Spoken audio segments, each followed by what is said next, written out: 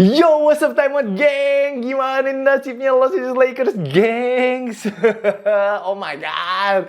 Apakah udah kelar nih seasonnya Lakers dengan cederanya Luka Doncic dan juga Austin Reeves? Aduh, batal lagi. Ini time out meledak, guys. Viewsnya.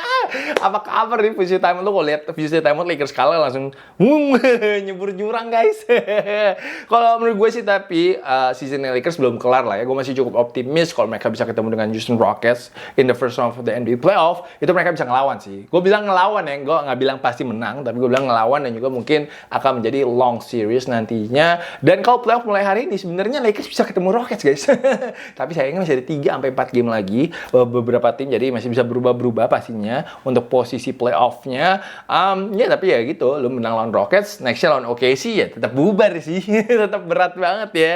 Tapi Lakers ini benar menurut gue super apes sih, guys. After an amazing, unbelievable luar biasa bulan Maretnya, rekornya 15-2. Seingat gue, Luka was averaging like 40 points dan kelihatannya tuh everything was so beautiful, wonderful, semuanya vibes-nya asik banget pokoknya di Los Angeles Lakers. Dan kelihatannya mereka itu are ready untuk make a deep run in this playoff. Tapi tiba-tiba Luka Doncic cedera hamstring grade 2. Lalu juga Austin Reeves, gue nggak tahu kok tiba-tiba dia juga cedera oblique strain grade 2. Itu in the same game. Oh my god, guys, itu benar menurut gue unlucky banget sih untuk Los Angeles Lakers. Baru masuk ke bulan April ini, ya Austin Reeves tuh kayaknya udah lebih berat sih untuk balik ya, karena ini kayak agak nggak ada cara untuk mempercepat sembuh untuk oblique strain ini, dimana dia kelihatannya butuh 4-6 minggu istirahatnya. Nah itu baru bisa main mungkin kalau Lakers lolos ke babak kedua gitu. Kalau nggak, agak susah untuk si Austin Reeves bisa balik in the first round ya menurut gue. Dan situasinya juga lucu tuh karena ini mirip kayak Mbappe ya di Real Madrid, dimana dokter Real Madrid salah nge-scan kakinya Mbappe kan. Kalau ini gue nggak tahu dokter yang di Dallas, dia kayak nge-troll sih. Masa kalau perut bisa salah scan sih?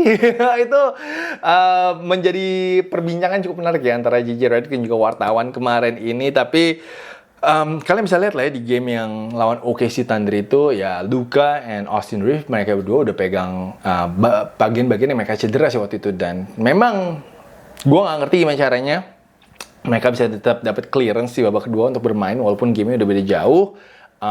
Mungkin adrenalin ya, karena adrenalin mungkin kedua pemain ini nggak merasakan ada cedera apapun mungkin di badannya mereka, tapi ternyata ya mereka memaksakan dan akhirnya Lakers harus kehilangan dua pilar pemainnya mereka. Ini merupakan duo utamanya mereka, AR-15 dan juga Luka Doncic. Dan right now mereka harus finish the season without them, and of course most likely gonna play in the first round of the playoff without them.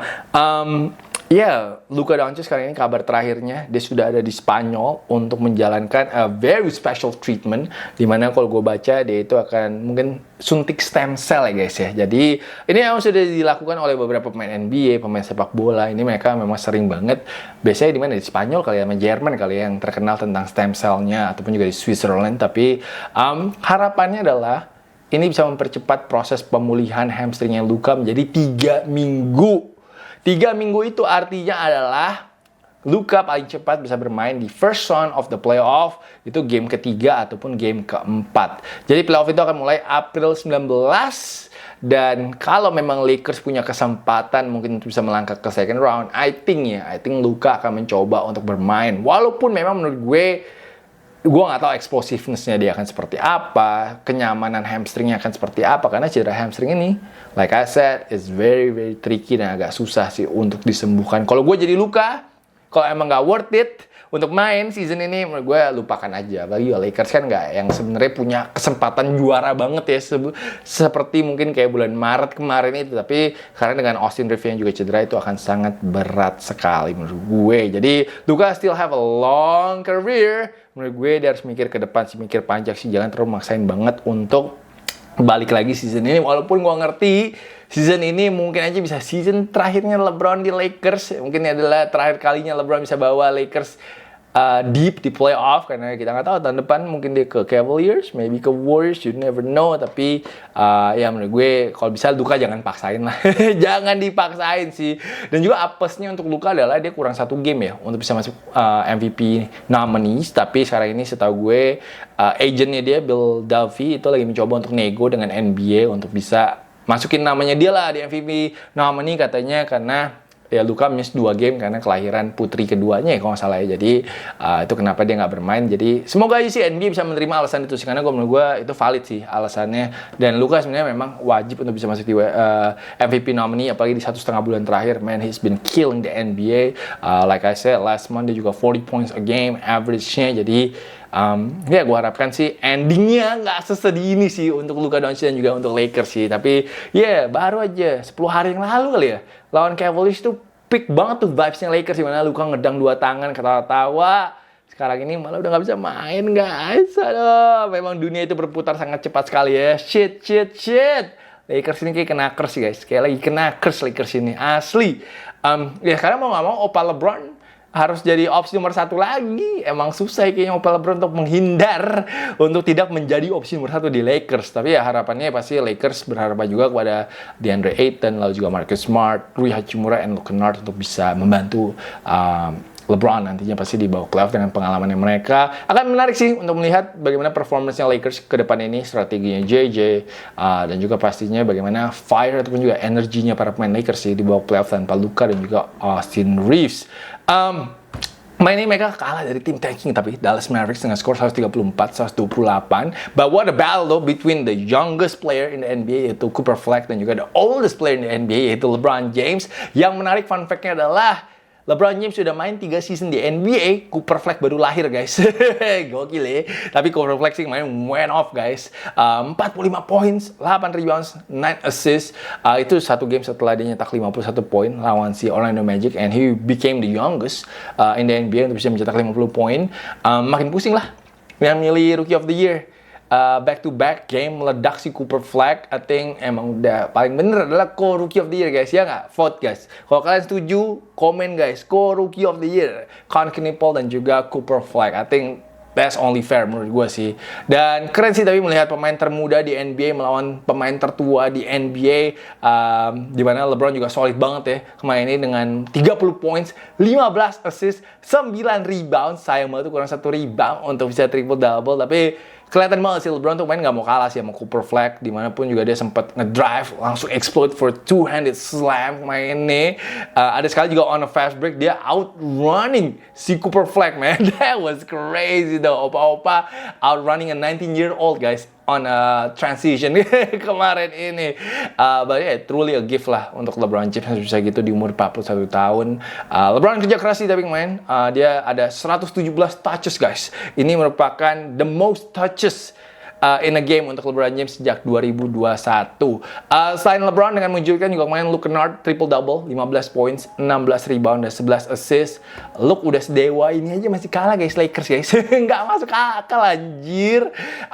Luke kayaknya main kerasukan Luka sih pas main sih. One of his best games ever menurut gue. Nggak pernah nyangka juga ternyata Luke Kennard ya boleh juga lah bisa jadi playmaker ya, karena gue gak nyangka aja dia bisa triple-double, and of course 16 rebounds, that is insane man. 16 rebounds, that's a lot. Jadi gue kasih kredit lah untuk ide dari para coaching staffnya Los Angeles Lakers untuk jadiin dia playmaker. Belum lagi main juga ada Jackson Hayes yang 23 points, dan Rui Hachimura yang nyetak 21 points, only on 13 shots untuk Rui Hachimura.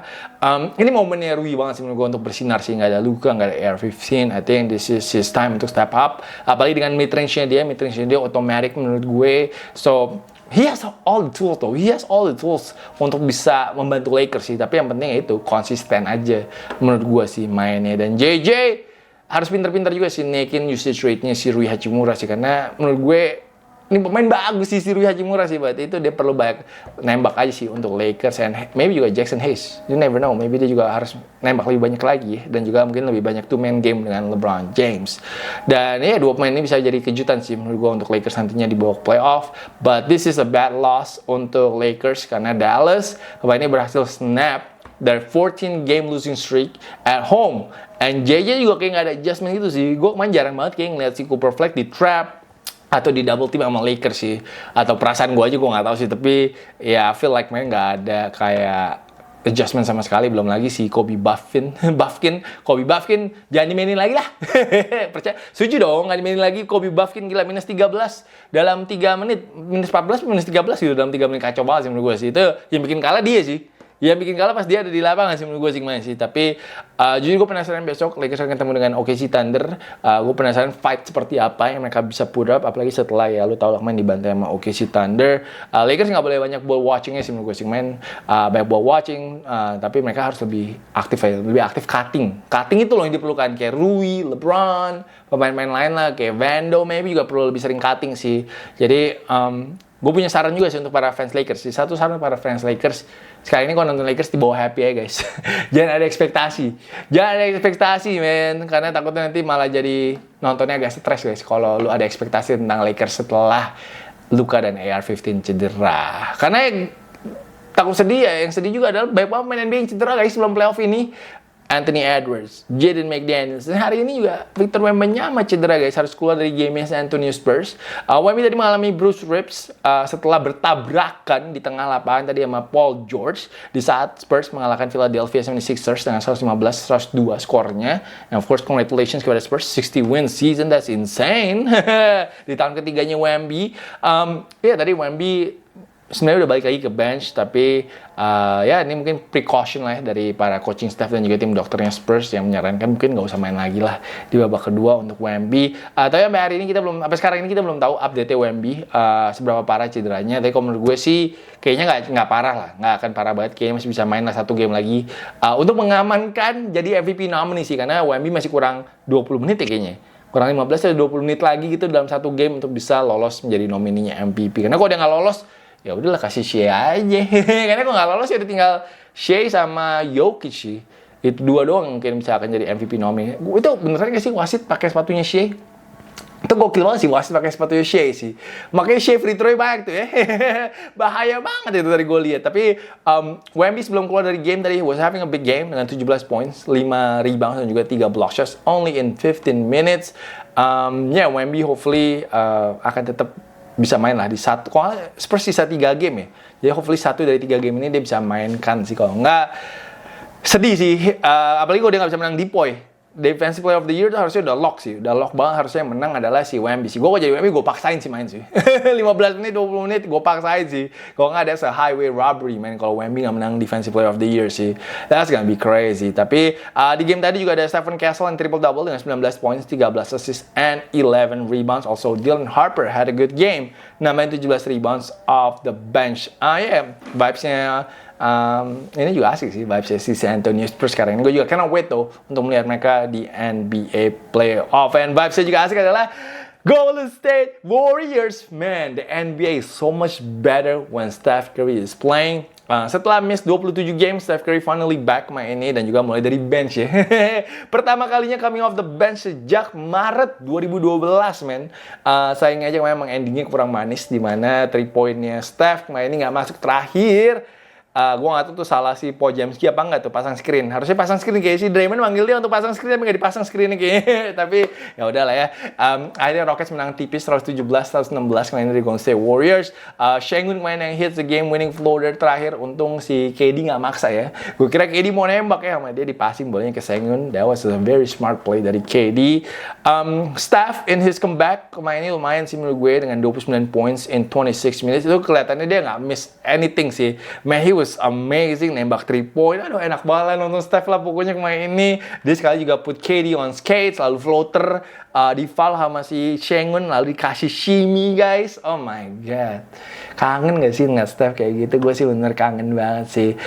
Tapi emang main sayangnya si KP buset dah, hancur banget KP. Si Kristaps Porzingis cuma 9 poin aja sih. Padahal itu pertama kalinya kita bisa lihat duet Steph and KP, tapi ternyata main belum bisa maksimal. Tapi Steph sekarang ini juga baru buat sejarah yang main pertama kalinya bermain dengan Seth Curry together. That was nice to see though untuk Steph and Seth. Tapi yang pasti sekarang ini kita harapannya adalah Steph bisa stay healthy. Steph bisa membantu, harapannya membantu untuk Warriors bisa dapat seed number 8 ya. Artinya seed number 8 tuh nggak terlalu mintanya nggak terlalu banyak lah gue. Tapi pengen lihat lolos playoff lah. At least mau lihat playoff satu round aja untuk Steph. I would be happy with that. Tapi emang sayangnya sekarang ini Warriors lagi kalah 4 kali beruntun. But yeah, I'm just happy lah. I'm just really happy to see Steph back. I don't have too much to say sih.